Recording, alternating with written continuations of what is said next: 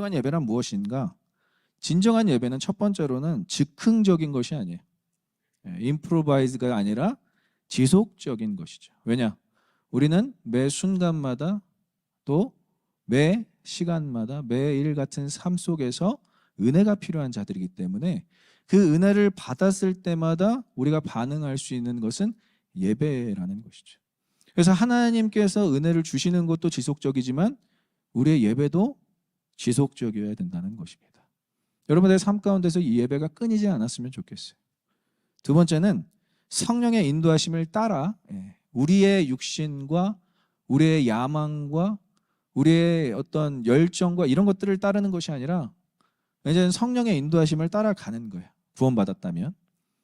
그러면 성령의 인도하심을 따라갈 때 무엇이 원칙이 되느냐? 말씀이 원칙이 되는 것입니다. 그래서 이 미국의 이제 청교도 신앙이 시작될 때에 영국에서 수많은 사람들이 와서 이 미국 땅에 뿌리를 두었을 때에 다른 원칙이 없었어요. 다른 법률이 없었어요. 다른 규칙, 룰이 없었어요. 말씀의 원칙에 따라서. 그래서 건국의 아버지들은 성경에 손을 얹고 말씀의 원칙에 따라 나라를 세워갔다는 것이죠. 우리의 삶도 그래야 합니다. 우리의 삶도 이제는 우리의 기준, 우리의 생각과 우리의 판단이 기준이 되는 것이 아니라 하나님의 말씀이 기준이 되어야 된다는 거예요.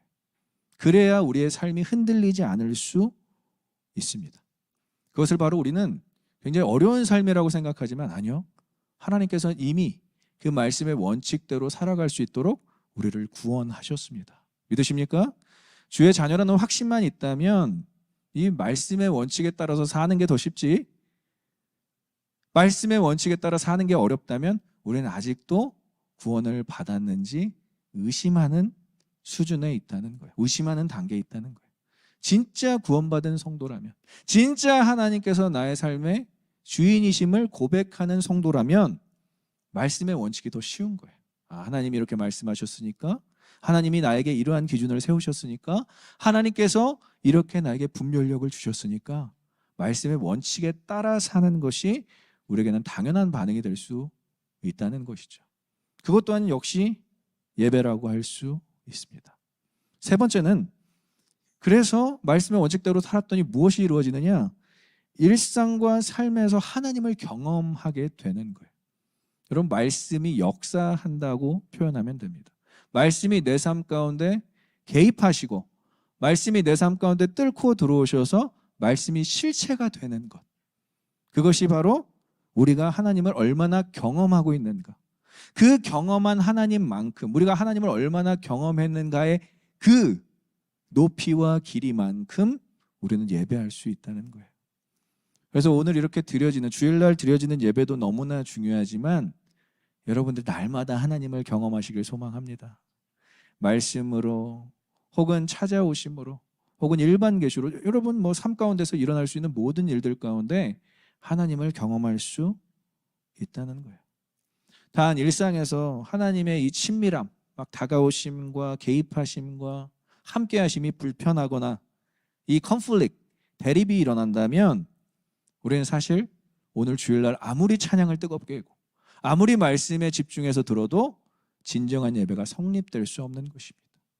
그래서 예배는 여러분들의 삶에서부터 시작돼야 됩니다. 따라해볼까요? 예배는 우리의 삶에서부터 시작돼야 한다. 그렇게 되길 소망합니다. 예배는 월요일 아침부터 시작돼야 되는 거예요. 주일날 예배를 드리고 나서 바로 사람을 만났을 때부터 여러분들의 삶의 예배가 시작되는 것입니다. 이런 원칙, 이런 어떤 그 방법, 그리고 이런 순서들을 우리가 지키기 어렵기 때문에 우리는 딱 한 가지만 기억하면 돼요. 더 단촐화시키고 더 단축시켜서 더 우리가 이것을 요약해서 표현하자면, 진정한 예배를 드리기 위해서는 오늘 본문의 말씀처럼 하나님을 먼저 사랑해야 돼요. 사랑하면 친밀해지고 싶고, 사랑하면 듣고 싶고, 사랑하면 함께이고 싶고, 그러니까 날마다 하나님과 동행하는 것이 불편하지 않는 거예요. 날마다 하나님의 말씀이 들려오는 것이 거북하지 않는 거예요. 오히려 기대되는 거예요. 큐티에 하시는 분들 아마 알 거라고 생각합니다. 큐티에 책을 이렇게 펴는 것이 이 벽돌 한 장 드는 것처럼 어렵다면 이 책장이 안 넘어간다면 그것은 하나님의 말씀에 대한 기대감이 없는 거예요. 오늘 하나님께서 나에게 어떤 말씀을 주실까? 뭐 큐티책을 피든지 성경책을 피든지 이것이 너무나 기대되고 어떤 마음으로 설레인다면 그것은 여러분들이 사랑에 빠졌다고 이야기할 수 있겠죠. 그래서 사랑은 절대 추상적인 개념이 아닙니다. 고린도전서 13장에서 우리에게 얘기하는 사랑은 굉장히 구체적이에요. 그러나 구체적일 뿐만이 아니라 지속적이에요. 그래서 사랑은 꾸준해야 한다라는 것이죠. 사실 제일 한심한 사랑이 뭔지 아십니까? 말로만 하는 사랑. 사랑해, 사랑해, 사랑해. 이건 그 누구도 할 수 있겠죠. 하나님께서는 직접적으로 우리를 사랑하는 것을 어떻게 사랑하는지 보여주셨다는 거예요. 가장 헌신적인 사랑, 가장 희생적인 사랑을 우리에게 보여주심으로써 우리에게 사랑을 심어주셨어요. 그래서 말로만 하는 사랑이 가장 저차원적인 거예요. 사랑은 실천을 요합니다. 그래서 사랑은 동사다라는 말을 여러분 너무나 잘 알고 있을 거예요. 사실 이것은 기독교에서 가장 적용되는 표현이에요. 사랑은 동사다. 그래서 사랑하는 것에는 반드시 실천이 있어야 합니다. 여러분, 보이지 않는 하나님을 우리가 예배하고 보이지 않는 하나님을 찬양하고 보이지 않는 하나님을 사랑하는 데 있어서 우리가 그냥 모호하게 하나님 사랑해요 이렇게만 할 것이 아니라 하나님을 사랑하는 데 있어서 구체적이고 실천적으로 사랑하는 것이 믿음입니다. 그래서 우리가 진짜 믿음이 있다고 하는 기준이 무엇이냐면 하나님을 얼마나 구체적으로 사랑하는가, 하나님을 얼마나 실천적으로 사랑하는가. 그래서 여러분, 개인의 구원받음에 하나님의 일하심이 있잖아요. 우리의 각 개인의 그 구원받음이 다 다르단 말이에요. 나는 어떻게 구원받았고 또 이 사람은 어떻게 구원받았고 그 구원을 나눌 때에 다 다름을 경험할 수 있는데 각 사람에게 하나님께서 일하신 그 흔적들, 각 사람에게 역사하신 그 사랑과 헌신을 경험한 자들은 하나님을 사랑하는 자리로 이끌림을 받는다는 것이죠. 그래서 이따 후반절에 이야기하겠지만 사랑도 역시 우리가 스스로 할 수 없다는 것. 우리가 스스로 창조해서 무언가 사랑의 방법을 창안해서 할 수 없다는 것. 먼저 하나님의 사랑을 받아야 합니다. 우리가 하나님의 사랑을 구체적으로 실천적으로 행하기 위해서는 먼저 하나님의 사랑을 받고 누려야 한다는 것이죠. 여러분들에게 하나님의 사랑과 은혜가 받고 누려지기를 소망하고 축복합니다. 하나님의 사랑이 먼저 받아지고 먼저 누려져야 우리가 하나님을 사랑할 수 있는 자리로 이끌림을 받을 수 있다. 이렇게 해서 우리는 어떻게 사랑을 실천해야 하는가? 하나님을 사랑하는데 어떻게 우리가 구체적으로 사랑해야 하는가? 그것을 너무나 자세하게 오늘 본문에서 이야기해주고 있습니다. 그러나 첫 번째로 여러분들이 알아야 될 것은 구원받음이 먼저 감격스러워야 돼요. 예배도 그렇고 하나님을 사랑하는 것도 그렇고 내가 구원받은 것이 얼마나 은혜고 얼마나 감격스러운지를 알아야 그 자리 가운데서 우리가 예배가 가능하고 하나님을 사랑하는 것이 가능하다는 거예요. 그게 전제 조건이라는 거예요. 여러분, 그래서 구원을 알 수 있는, 내가 구원받았음을 알 수 있는 자리는 어디일까요? 말씀 묵상의 자리예요. 그 말씀을 묵상을 하면서 이것은 내 아내를 위한 말씀이야, 이것은 내 자식을 위한 말씀이야, 이것은 내가 마음에 품고 있는 사람의 말씀이 아니라 그게 레마. 오늘의 말씀은 사실 쉐마거든요. 들으라, 백성들아 들으라인데 레마는요, 여러분, 나에게 하는 말씀이에요. 오늘 이렇게 말씀을 전할 때 제가 항상 설교 시간에 보면 어떤 말씀을 딱 전할 때 옆 사람을 콕콕 찌르는, 부부끼리 앉아서 여보 잘 들어, 저거 당신이 들어야 될 말이야, 이렇게. 아니에요. 이것은 레마의 말씀, 나에게 하시는 말씀이라는 거예요. 그래서 말씀 묵상을 통해서 우리는 나에게 말씀하시는 하나님을 경험해야 합니다. 그런데 듣기만 하면 안 되고 우리도 하나님께 무언가를 구해야 한다는 것, 그것이 바로 기도입니다. 하나님은 우리와 소통하기를 원하세요. 하나님은 우리와 교제하기를 원하시고요, 하나님은 우리와 친밀한 관계를 맺기를 원하세요. 그것이 뭘까요? 기도라는 거예요. 기도밖에는 우리가 하나님과 친밀한 관계를 이룰 수 있는 것이 없어요. 그래서 하나님과 친한 사람들, 하나님과 소위 말해 친밀한 관계를 형성하고 있다는 사람들은 기도를 쉬지 않는 사람들이에요. 여러분, 기도를 쉬지 않길 소망합니다. 어떠한 자리에서나 어느 곳에서나 어느 시간대에서나 쉬지 말고 기도하라가 우리의 적용점이 되어야 한다는 것이죠. 그러나 구원받았다라는 것을 가장 확신할 수 있는 것은 결국은 하나님의 약속이에요. 내가 구약과 신약을 통해서 어떻게 하나님이 나에게 구원을 약속하셨고 그 구원이 어떻게 나에게 임했는지 하나님의 역사, 하나님의 약속의 기반으로 우리는 구원받았음을 확인할 수 있다는 것이죠. 바로 이 구원받았음을 확신하는 자리에서부터 우리는 사랑이 시작되는 거예요. 구원받았으니 하나님을 예배해야 되겠다. 구원받았으니 하나님을 사랑해야 되겠다. 그래서 구원받고 그 마음에 확신이 있는 사람이 오늘 쉐마 들으라는 거예요. 그래서 우리에게 적용할 점은 5절입니다. 한번 5절을 다시 한번 함께 읽겠습니다. 너는 마음을 다하고 뜻을 다하고 힘을 다하여 내 하나님 여호와를 사랑하라. 믿으십니까? 이렇게 여러분들을 사랑하라고 권면하고 있는 것이 아니라 이것은 이제 우리에게 주어진 계명이에요. 구약시대 때 이스라엘 백성들에게만 주는 적용되는 계명이 아니라 이것은 신약에서도 역시 예수님께서 너는 마음을 다하고 뜻을 다하고 힘을 다하여 내 하나님을 사랑하라고 예수님께서도 계명을 이야기하고 있어요. 그 다음 계명이 서로를 사랑하라. 내 몸과 같이 내 이웃을 사랑하라고 적용되지만 첫 번째 계명은 먼저 하나님을 사랑하라고 우리에게 도전하고 있다는 것이죠. 그럼 이것이 왜 구체적인 계명이며 구체적인 실천 사항인지 우리가 한번 세 가지로 함께 알아보도록 하겠습니다. 어떻게 사랑해야 하는가? 첫째, 따라해 볼까요? 마음을 다해 사랑하기. 마음을 다해 사랑하라는 거예요. 근데 이 성경에서 마음을 다해 사랑하라고 이야기는 하지만 이게 무슨 뜻인지 모르잖아요. 그죠? 그럼 우리가 전체 성경을 전체로 봐야 되는지? 아닙니다. 너무나 감사하게도 오늘 구절에서는 오늘 본문에서는 이것이 너무나 자세하게 설명이 되어 있어요. 바로 병행 구절인 6절을 보니까 이렇게 나와 있습니다. 오늘 내가 내게 명하는 이 말씀을 너는 마음에 새기고. 결국 하나님을 마음을 다해 사랑하는 것은 말 그대로 마음 가운데 하나님의 말씀을 새기는 작업이 필요하다라는 거예요. 이것을 단순히 듣고 흘려보내는 것이 아니라 우리의 중심, 이것은 레바브라는 단어가 쓰여 있어서 심장을 의미해요. 우리의 심장에 하나님의 말씀을 새기고 채우라는 것이죠. 이렇게 살았던 사람이 한 명 있습니다. 다윗입니다. 그래서 하나님의 마음에 합한 자라고 표현되어 있는 거예요. 하나님의 심장과 다윗의 심장이 같다라고 이야기하는 것이죠.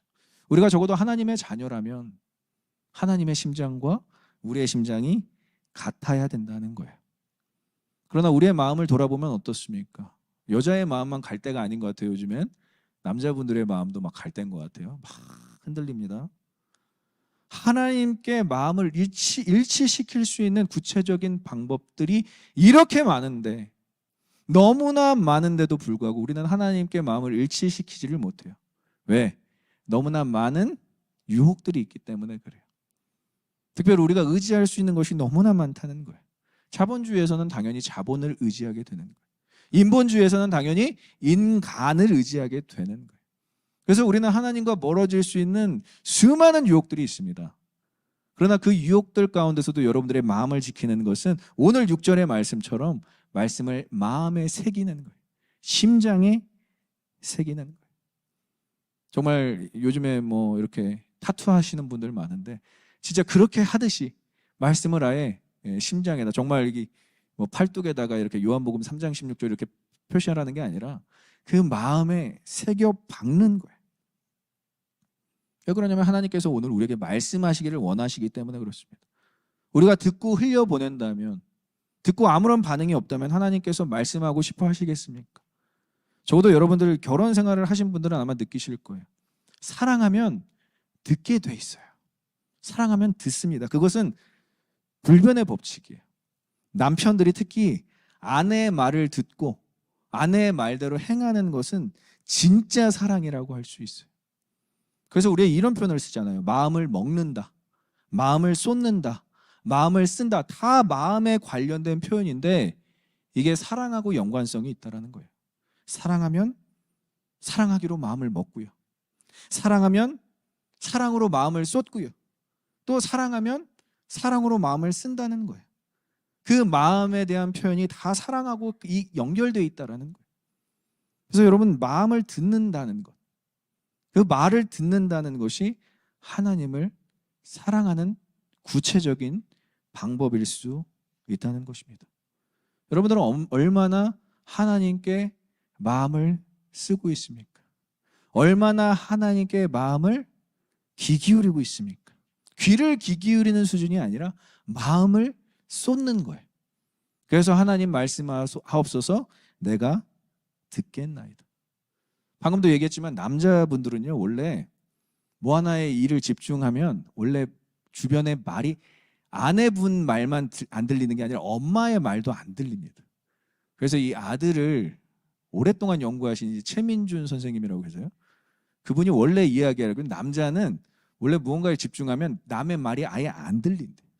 그러니까 아내분들 너무 남편이 자기 말을 안 들어주다고 서운해할 필요가 없어요. 그것은 뭔가 집중하고 있다는 거예요. 그러나 아내가 내 말을 듣는다는 것은 진짜 사랑하는 것입니다. 아니면 나이가 좀 들었던가, 나이가 좀 들어서 시들시들해져서 이제 그래 내가 듣겠나이다 하고 좀 힘이 빠졌던가. 근데 남자분들은 원래 주의가 산만하고 이 집중력이, 듣는 집중력이 약해서, 그리고 무언가 집중할 때는 주변에 아무 소리가 들리지 않아서 잘 못 듣는다고 해요. 오늘부터 여러분들 너무 자신의 말을 안 들어준다고 서운해하지 마세요. 그러나 진짜 사랑하면 듣고 새기려고 노력한다라는 것이죠. 이것은 아내분들에게도 동일하게 적용이 됩니다. 우리 여성분들에게도 동일하게 적용이 된다는 거예요. 하나님을 정말 사랑한다면 하나님을 들으십시오. 어떠한 방법으로도 하나님을 들으실 때 그것을 우리가 하나님을 사랑한다라고 표현할 수 있습니다. 저와 여러분들이 하나님의 마음을, 또 하나님의 말씀을 우리의 마음 가운데 새기기를 간절히 소망하고 축복합니다. 두 번째는 따라해볼까요? 뜻을 다해 사랑하기. 자, 7절을 함께 읽겠습니다. 내 자녀에게 부지런히 가르치며 집에 앉아있을 때, 길을 갈 때에든지 누워있을 때에든지 일어날 때에든지 이 말씀을 강론할 것이며. 자, 뜻이라는 단어는요, 우리가 여러 가지로 해석할 수 있지만 오늘 본문에서 히브리어로 네페시라는 단어가 쓰여 있어요. 이것은 영이에요. 말 그대로 spirit. 그래서 한글 번역으로는 또 다른 번역이 쓰여져 있습니다. 성품이라고 쓰여져 있어요. 왜 이렇게 번역이 다 다른가요? 라고 이야기할 수 있지만 다 연결이 돼 있다라는 거예요. 영적인 거라는 거예요. 뜻이라는 건 뭔가 우리의 결단과 의의 의지가 아니라 영하고 연결돼 있다라는 거예요. 그리고 직접적으로는 이 영이 성품이랑 연결돼 있다고 한글 개역에서 번역하고 있습니다. 그러니까 하나님의 말씀이 내 안에 새겨지면 우리의 마음 가운데 새 영, 새 창조가 일어나서 우리가 새로운 성품으로 살아가게 된다는 것. 이거 여러분 굉장히 어려운 것입니다. 그러나 해야만 하는 것입니다. 기독교인이라면, 우리가 진정 그리스도인이라면 우리의 성품으로 우리의 신앙이 드러날 수 있다는 거예요. 그래서 하나님의 말씀이 실체가 돼야 된다는 거예요. 우리의 삶의 영역 가운데서 하나님의 말씀이 actualized가 돼야 된다는 거예요. 히브리서 11장 1절에 확실하게 권면합니다. 믿음은 바라는 것들의 실상이요 보이지 않는 것들의 증거라. 우리 한번 같이 읽어볼까요? 믿음은 바라는 것들의 실상이요 보이지 않는 것들의 증거라. 여기서 것들이라고 표현해서 여러분 기분 나쁘죠? 사람을 얘기하는 것입니다. Those who believers라고. 하나님께서 택하신 사람들은 하나님의 말씀이 실체가 된다. 삶 가운데서 실체가 된다는 거예요. 그럼 우리가 이런 삶을 살기 위해서는 어떻게 가야 될까요? 영으로 살아가야 된다. 육으로 살아가는 것이 아니라 영으로 살아가야 된다는 것이죠. 로마서 8장 6절은 그래서 육신의 생각은 사망이요 영의 생각은 생명과 평안이니라. 우리가 정말 평안하고 싶다면, 우리가 정말 조회, 라이프, 단순히 이 생명은요 여러분 지금의 이 현세적인 삶만을 의미하지 않습니다. 내세적인 삶, 우리가 죽은 이후의 삶까지도 이야기하는 것이 바로 이 생명이에요. 그러니까 지금 우리가 누리고 있는 삶을 천국에서도 동일하게 누리는 거예요. 갑자기 눈을 질끈 감고 끔찍해 이렇게 생각하시는 분들이 있어요. 그러니까 우리가 사는 이 현세적 삶에 하나님의 통치와 다스림이 이루어지는 하나님 나라가 돼야 돼. 이 땅에서 평안함과 이 땅에서의 그 놀라운 정말 감격이, 예배의 감격이 천국에서 동일하게 이루어진다니까요. 이 감격이 별로 없잖아요, 여러분. 예배 시간이 얼마나 지루하고 고루한지, 언제 끝나, 목사님 말씀이 왜 이렇게 지루해, 이렇게 느껴진다면 천국 가서 동일하다라는 거예요. 여러분들이 예배 가운데 감격과 기쁨이 넘쳐나길 소망합니다. 말씀이 들려지는 가운데 하나님, 저게 하나님께서 나에게 하시는 말씀이란 이런 감격과 기쁨이 있어야 우리가 천국, 영원한 삶에 대한 그 기대가 있다는 것이죠. 근데 이 예배 현장 가운데서도 막 힘들고 저것은 사람의 말인지 하나님의 말인지, 저게 말씀에 나와 있는 말인지, 이러면 동일하다라는 거예요. 그래서 이 유한한 땅에서도 영원한 하나님의 나라를 누리며 살 수 있다는 것, 영원한 하나님의 나라를 경험할 수 있다는 것은 놀라운 은혜이고 축복입니다. 그러나 우리는 그것을 자꾸 망각해요. 왜? 육으로 살려고 하기 때문에 그래요. 어떠한 문제 앞에서 육으로 해결하려고 그러고, 어떠한 그 상황 가운데서 육으로 그것을 해석하려고 하니까 영적인 기쁨이 없는 거예요. 그래서 육적인 사람들은 사실은 교회 안에서 예배를 드리기가 힘듭니다. 오면 좋죠. 그러나 드리기가 매우 힘들어요. 그러나 영으로 하나님을 사랑한다는 것은 무엇을 의미하냐면 하나님의 영원성의 초대가 된 거예요.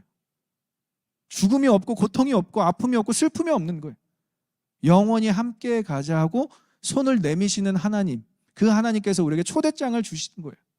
RSVP, 천국에 오시겠습니까? 그럼 그런 감격으로 우리가 예배를 드리고 이 땅을 살아가야 되는데 조금도 누리지 못한다면 미안하지만 그것은 진정한 기독교인의 삶이라고 할 수 없어요. 우리는 천국 티켓을 받은 그러한 사람이 아니에요. 천국 자체를 받은 사람들이에요. 그래서 여러분들의 삶 가운데서, 여러분들의 직장 생활에서, 여러분들의 가정 생활에서, 여러분들의 일상에서 천국이 누려져야 한다는 거예요. 그것이 바로 영적인 것을 의미하는 것이죠. 그래서 뜻을 다해 사랑한다는 것은요, 여러분, 하나님과의 친밀한 교제가 이루어지는 거예요. 계속 하나님을 생각하게 되는 거예요. 가요 중에 그런 고백이 있죠. 앉으나 서나 당신 생각. 이것이 바로 7절에서 이야기하는 거예요. 길을 갈 때나 누워 있을 때나 일어나 있을 때나 자녀들을 가르칠 때나 언제 어디서나 하나님과의 친밀한 교제를 이루라. 무엇으로? 네페시, 영으로. 여러분들이 육적으로 하나님과 어떻게 교제할 거예요? 가능하지가 않죠. 죄된 우리 육을 가지고는 하나님과의 교제가 이루어질 수가 없죠. 이것은 말씀을 읽으라는 수준을 넘어서 말씀을 읽고 그것으로 교제하라는 거예요. 하나님, 제가 오늘 이 말씀을 가지고 어떻게 살아가기를 원하세요? 물어보는 거예요. 하나님, 오늘 이 말씀이 저의 삶에 어떻게 펼쳐지기를 원하세요? 여러분, 성경은 하나님께서 여러분들에게 쓰시는 연애 편지입니다.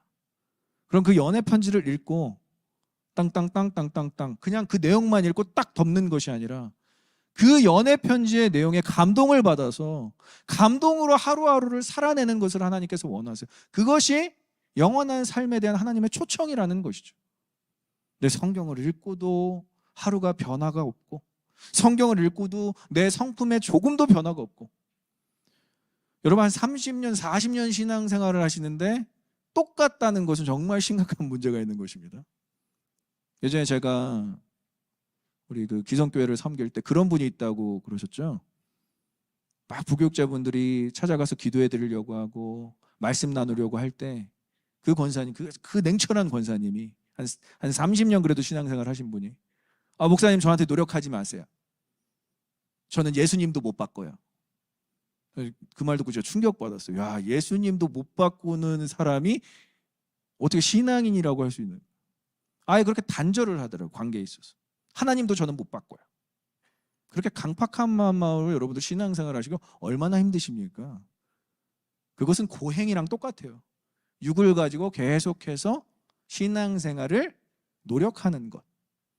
신앙생활은 노력하는 게 아니라 누리는 거예요, 여러분. 하나님의 연애 편지를 받고 누리는 것. 그래서 아까 우리 박정현 간사님께서 그 찬양 전에 멘트 하실 때, 여러분 좀 예배 때 좀 일찍 오셔야 될 것 같아요. 우리 찬양 간사님 멘트 하실 때 여기 앉아 계신 분이 한 3분밖에 없으시면 준비한 멘트가 좀 그렇잖아요. 허공에 뜨게 되잖아요. 두렵고 떨린대요. 삶 가운데서. 그러나 하나님께서 주시는 믿음으로 그냥 담대해지고 있대요. 과정 중이래. 적어도 우리의 신앙생활이 이래야 되지 않겠습니까? 맨날 두려워. 성경은 성경이고 성경 구절은 구절인데 내 삶하고는 아무런 연결이 없어. 그게 뭐예요? 적어도 성경 구절이 내 삶에 피어나는 열매가 돼요. 아, 하나님이 이렇게 역사하시는구나. 거기서 담대함이 생겨나는 거고, 거기서 편안함이 생겨나는 거고, 거기서 자연스러움이 생겨나는 것입니다. 열매는 여러분 억지로 맺어지는 게 아니에요. 자연스럽게 맺어지는 것이 열매입니다. 하나님의 말씀 가운데 살아내셔서 놀라운 성령의 열매, 성품의 열매, 인격의 열매를 맺으시는 저와 여러분들이 되시길 소망합니다. 그래서 뜻을 다해 사랑하라는 것은 결국 성품과 연결이 있는 거예요. 너의 네페시, 영으로 하나님을 사랑하라는 거예요. 우리가 영적으로 준비되어 있지 않다면 이것도 불가능하다라는 것이죠. 그래서 하나님께서는 우리에게 자꾸 초대하시는 거예요. 나와 함께 가자. 내가 너에게 구원이라는 초청장을 내밀지 않았느냐. 영원한 사귐 가운데 우리가 이러한 엄청난 성품과 인격이 자라날 수 있다는 것이죠. 마지막으로는 좀 더 실천적인 사항인데 따라해 보겠습니다. 힘을 다해 사랑하기. 힘을 다해 한번 외쳐볼까요? 힘을 다해 사랑하기. 8절 9절 우리 주보에 실려있죠? 같이 함께 읽겠습니다. 너는 또 그것을 내 손목에 매어 기호를 삼으며 내 미간에 붙여 표로 삼고 또 내 집 문설주와 바깥문에 기록할지니라. 자, 첫 번째는 마음, 레바브, 눈에 보이지 않는 영역이고요. 또 네페시, 영, 그것도 눈에 보이지 않는 영역이죠. 그러나 8절과 9절에서 이야기하는 힘을 다해 사랑하라는 표현은 직접적으로 연결이 되어 있는데 이것은 눈에 보이는 영역이에요. 우리가 할 일이 있다라는 거예요. 힘은 자연스러움보다 이제 방향과 목적을 설정하고 나아가는 집중력을 의미합니다. 그러니까 여러분들이 방향과 목적을 설정했을 때 그 나아가는 힘을 성경에서는 힘이라고 이야기를 하는 거예요. 아무런 목적 없이 아무런 방향 없이 나아가는 것을 힘이라고 얘기하지 않아요. 이제는 어느 정도 우리가 무엇을 해야 될지가 명확해졌다라는 것이죠. 여러분, 이 힘이라는 단어에 overflowing이 포함되어 있어요. 넘치다. 그러니까 막 힘이 넘치는 거예요. 그냥 조금만 힘을 가지고 그 사랑하는 것이 아니라 막 하나님을 사랑하는데 넘치는 거, 주체할 수 없는 에너지가 막 표출되는 거예요. 그래서 우리 교회 이름이 오버플로잉 철치예요. 제일 많이 넘쳐야 될 것은 아무리 생각해봐도 사랑이에요. 하나님에 대한 사랑이 넘치면 이웃에 대한 사랑도 당연히 넘칠 거예요. 저는 이 이름이 너무 좋아요. 영어로 번역되어 있지만 저희 교회 이름은 넘치는 교회입니다. 그렇다면 넘치는 교회 성도분들이 안 넘쳐서야 되겠습니까? 저 먼저 사랑이 넘쳤으면 좋겠고요. 저 먼저 하나님을 사랑하는 마음, 이웃을 사랑하는 마음이 넘칠 수 있도록 기도합니다. 저와 여러분들이 이 사랑에 있어서 넘치길 소망합니다. 하나님의 사랑이 넘친대요. 그게 힘이라는 단어에 쓰여 있어요. 그리고 이웃을 사랑하는 일도 넘친대요. 뭐 아이들, 또 우리 지체장애인들. 저는 뭐 이게 더 나중에는 제가 좀 꿈꾸는 지역사회는 홈리스들까지 좀 사역을 하고 싶어요. 선교를 하고 싶어요. 그들에게 찾아가서 하나님은 사랑이시다라는 그런 고백들을 하며 그들의 실질적인 필요를 채워주고 싶어요. 그러니까 좀 더 8절과 9절은 실천적인 사항이 있는 거예요. 이것을 미간에 붙이고 표로, 이것을 문설주의 바깥문에 기록하고, 이게 지금 이렇게 하라는 게 아니라 이것은 구약의 이야기고 지금은 우리가 하나님의 말씀을 이렇게 실천하라는 이 얘기. 그래서 우리에게 하나님의 말씀이 있고 우리가 네페시로 하나님과 교제를 이루면 행위는 당연히 나타나게 되어 있습니다. 넘치는 사랑은 당연히 표현될 수밖에 없어요. 넘치는 사랑과 은혜는 당연히 주변 사람들이 알 수밖에 없어요. 그래서 주변 사람들이 너 사랑이 너무 넘치는 것 같아, 그러한 말을 들어야 되는 것이 사실 우리입니다. 근데 다 완악하게 있어서 그 어떤 것도 나는 주지 않을 거야. 여러분 주변 사람들 다 알아요. 그렇게 완악하고 강팍한 마음이 있다는 거 주변 사람들이 이해하게 하지 않아도 충분히 합니다. 그냥 사랑이 많은 사람은 왠지 막 다가가고 싶어요. 뭐가 같이 하고 싶고요. 저와 여러분들이 그렇게 되길 소망합니다. 그렇게 되길 소망합니다. 하나님을 사랑한다면 그렇게 되시는 거예요. 그렇게 돼야지 토마스 기차처럼 그렇게 막 I could, I can 뭐 이렇게 하는 것이 아니라 자연스럽게 그 행위가 나타나는, 넘치는 행위가 나타나고 넘치는 믿음이 나타나고 넘치는 은혜가 나타나고. 그래서 이게 뭐 행위 구원이냐 야고보서와 로마서가 다르다 뭐 이렇게 나눌 게 아니라 신앙생활에 있어서 행위는요 여러분 구원받은 자의 당연한 결과예요. 사랑하면 당연히 사랑이 나오고 내 안에 사랑이 충만하면 당연히 사랑이 넘쳐 나오고 자연스럽게 나타나는 열매라는 것이죠. 그러니까 우리가 하나님을 사랑할 때 힘을 다해 하려고 한다면, 그 마음이 있다면, 그 영이 우리에게 있다면 하나님의 사랑이 넘치도록 부어져서 우리에게 넘쳐야 된다는 거예요. 그 넘치는 사랑으로 하나님의 사랑, 이웃 사랑을 할 수 있다는 거예요. 이따 소그룹 예배 때 나누겠지만 여러분 이렇게 막 넘치는 사랑 해본 경험이 있으십니까? 다들 눈빛이 흔들리는데. 넘치는 사랑. 여러분 처음 연애할 때 기억나세요? 막 넘치잖아요. 남자분들은 어떻게 약속하죠? 하늘의 별이라도 따다 주겠다. 그것은 고사하고 내가 당신을 위해서 저 지구 끝까지라도 갈 수 있습니다. 제 얘기를 좀 하자면 저도 우리 그 사모되는 우리 진실 사모랑 연애를 할 때 사랑이 넘쳤어요. 막 솟구쳤어요. 어떻게 하면 이 여자를 기쁘게 할 수 있을까? 그래서 저는 당연히 우리 사모가 대학교 때 저한테 자신의 교회가 아버님 교회가 일산에 있다고 그러니까 저는 일산에서 거주를 하고 있는 줄 알았어요. 근데 연애한 지 얼마 안 돼서 이제 한 이틀간 통화가 안 됐는데 좀 몸이 안 좋아서 아팠던 거예요. 근데 제가 집을 분명히 일산이라고 알고 있는데 정확한 주소를 알려주지를 않으니까 제가 어떻게 찾아갈 수가 없었던 거예요. 그래서 제가 수소문을 해서 집 주소를 알아냅니다. 근데 너무나 충격적이었던 건 우리 아내가 일산에 산 것이 아니라 일산을 넘어 파주에 살고 있었더라고요. 경기도 파주 최전방이죠. 국방 그 경계선이 있는 바로 아래에 살고 있더라고요. 그래서 제 마음 가운데 어떤 마음이 들었냐면 그 파주를 가려면 그때는 당시에 통일호랑 새마을호가 있었고 KTX가 없었던 때여서 잘 활성화가 되지 않았던 때여서 제가 역전에 가서 통일호를 타야만 했어요. 그 통일호는 정말 느린 기차입니다. 그것을 한국에서는 뭐라고 부르냐면 이병열차라고 해요. 군인들이 군대 갈 때 이제 가면 언제 오나 강원도 인제 같은 데 들어갈 때 타는 기차예요. 그럼 그 기차를 타면 군인들이 빽빽합니다. 다들 울고 있어요. 이제 가면 언제 오나. 파주 지나서 뭐 정말 그 인제 강원도 인제도 갈 수 있는 그 통일호를 타고 부랴부랴 이제 향하게 됩니다.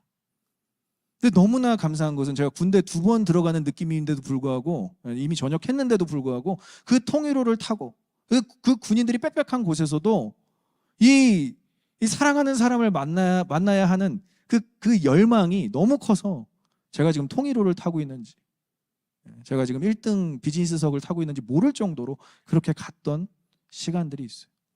그렇게 막 사랑이 넘치는. 근데 어제군요. 저한테 심부름을 시키더라고요. 짐을 막 나르고 있었는데 여보 2층에서 저거 밥솥 좀 갖다 줄 수 있어? 그렇게 물어봤는데 제가 지금은 좀 곤란한데 엄청 괘씸한 말을 한 거죠.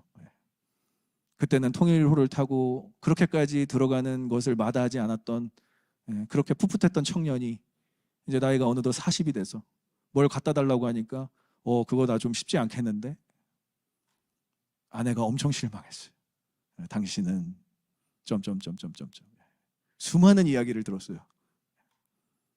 근데 제가 그 이야기를 듣고 나도 뭐 힘들어. 나도 막 나이가 있는데 1층에서 2층 올라가는 거 얼마나 힘든 줄 알아? 그렇게 얘기한 게 아니라 내가 변했구나. 내 마음과 뜻과 힘이 이 사람을 향한 이 마음과 뜻과 힘이 변했구나. 그걸 느끼면서 철저하게 회개했습니다. 눈물로 회개했어요. 그냥 주님 앞에만 회개로 끝난 것이 아니라 얼마나 사죄를 했는지 몰라요. 그래서 어제 좀 BBS가 은혜롭게 끝났던 것 같은데, 제가 이 얘기를 하는 것은 우리의 마음은 수시로 변해요. 마음도 변하고 뜻도 변하고 힘도 변해요.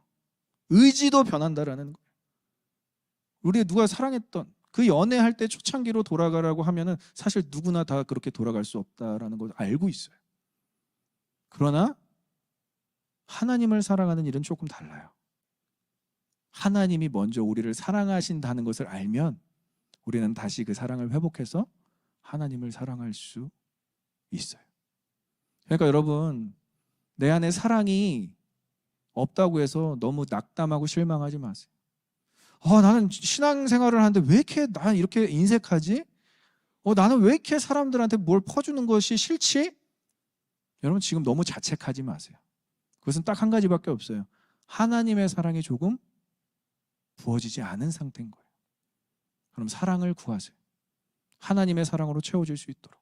그 사랑이 다시 채워지면 여러분들 다시 사랑할 수 있습니다. 저는 신앙생활하면서 청년의 때에 막 뜨겁다가 이제 가정을 이루고 아이를 낳고 좀 뜨뜻미지근해지신 분들이 걱정하는 것들을 되게 많이 봤어요.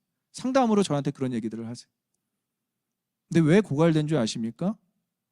아내나 남편이나 자녀에게 사랑을 너무 많이 쏟아내서 그래요. 거기서 더 쏟으면 안 돼요. 한계가 왔을 때 여러분들이 꼭 해야 되는 일이 있어요. 하나님의 사랑으로 먼저 채워줘야 됩니다. 직장생활 하시는 분들도 그렇고 학교생활 하시는 분들도 그렇고 모든 인간관계 속에서 우리의 사랑 캐패시티가 있다는 거예요. 먼저 채워져야 되는 하나님의 사랑이 채워져야만 옆 사람을 사랑할 수 있어요. 우리의 가정을 사랑할 수 있어요. 내가 정말 싫어하는 사람까지도 예수님처럼 사랑할 수 있어요. 그래서 그 사랑이 먼저 부어져야 돼요. 그것을 누가 이야기하냐면 요한일서 4장 10절에서 요한이 이렇게 이야기합니다. 요한일서 4장 10절 같이 읽겠습니다. 시작.